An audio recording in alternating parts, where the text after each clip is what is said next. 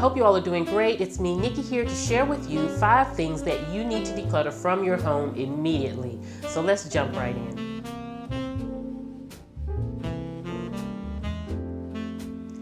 Friends, the first thing to get rid of are the cords. All of the wires and the cords that we have around our home. We have so many cords and wires that we really do not use. A lot of it goes with equipment that we may not have in our home any longer. So what you need to do is go through your home, pull those cords, make a really quick assessment, and get rid of everything that you do not use.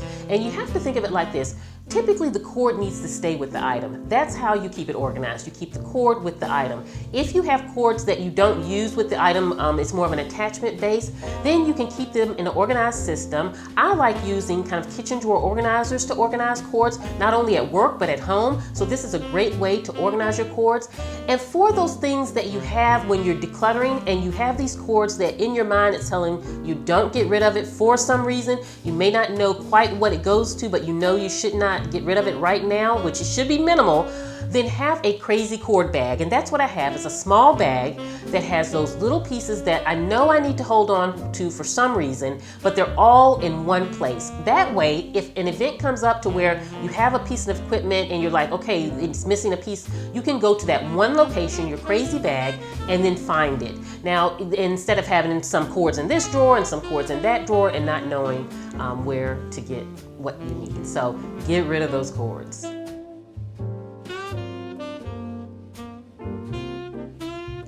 So friends, the next thing that you want to declutter from your home is the junk mail. If you go into the majority of a lot of folks' home, you will see that there's these little piles of junk mail, things that they're never going to touch, things that should not be in their home.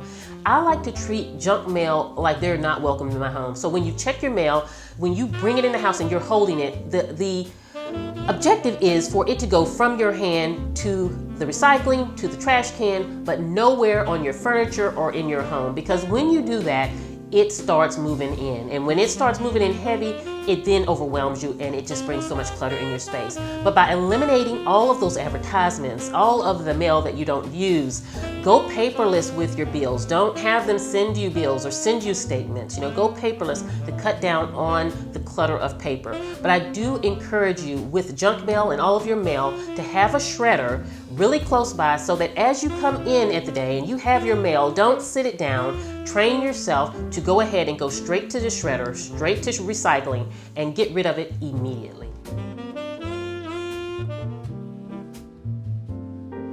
Another thing to declutter from your home is your jewelry. A lot of times we love jewelry and we accumulate it, but we don't often wear the majority of our jewelry. Either we'll have pieces that we love, that we wear all the time, we'll have that random piece that we like when we go out, but there's a lot of pieces, if you look into your jewelry box or where you store your jewelry, a lot of them you're just not using. So what I encourage you to do is go through your jewelry, purge those things that you do not use, and a wonderful thing to do is donate it. Take it to your local Dress for Success. A lot of times what they do is they have closets and things where ladies that are trying to get back into the workforce can come and they can get jewelry and things that they need for their job interview. That's something that I used to do. I used to be a job coach, and what I would do is I had set up a closet and I would ask for salons and things to have professional clothing drives, and they would kind of have their clients bring in their suits and things like that so that I could have this closet with that and jewelry so that when I had a client that had an interview coming up, she could kind of shop that closet and have her jewelry and her outfit and be really prepared for an interview. Again, it goes back to it was sitting in someone's closet. They weren't yet not using it. It was stressing them out, providing them clutter when it could have been a blessing to someone else who needed it. So, to me, that's why it's easy to let go of things, because I know that potentially there's someone out there that could really use it. So go through your jewelry, bag it up, and definitely donate it and give it to someone who possibly can use it.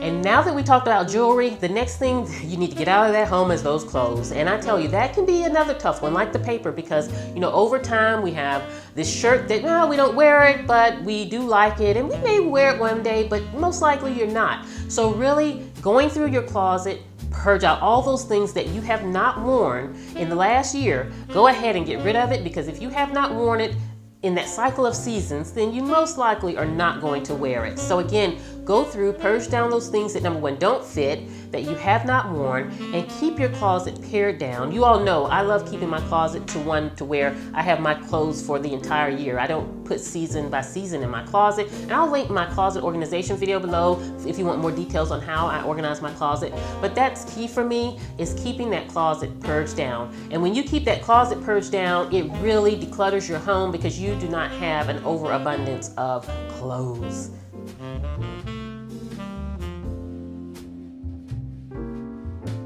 Okay, friends, lastly are magazines. Now, magazines are something that we all love, but realistically, we don't either have time to look through a magazine. A lot of times we just have subscriptions and, we don't really read them or go through them, or we just pile them up. I cannot tell you the amount of things that, or times I've seen magazines just years and years of magazines just held. For what purpose?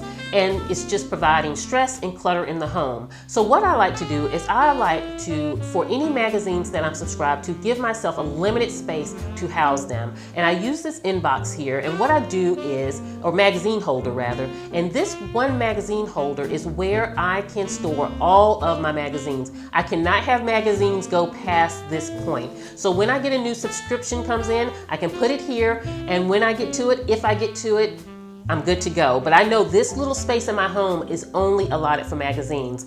Once I fill it up, I have to purge them.